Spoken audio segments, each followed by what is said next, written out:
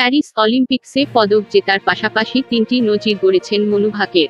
মহিলাদের 10 metre air পিস্তল ইভেন্টে ভারতকে এবারের অলিম্পিক্স থেকে প্রথম পদক দিয়েছেন তিনি। অল্পের জন্য হাতছাড়া হয়েছে রূপো।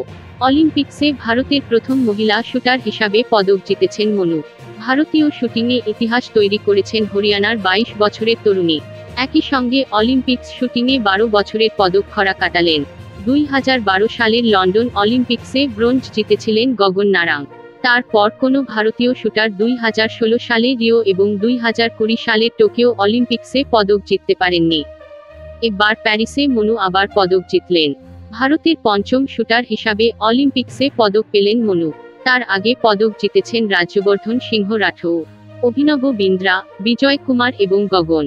মহিলা শুটার হিসাবে অবশ্য মনুই প্রথম।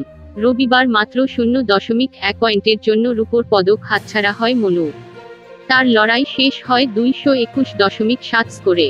শেষ 2 শটের আগে দক্ষিণ কোরিয়ার কিম ইয়েজির স্কোর ছিল 221.8।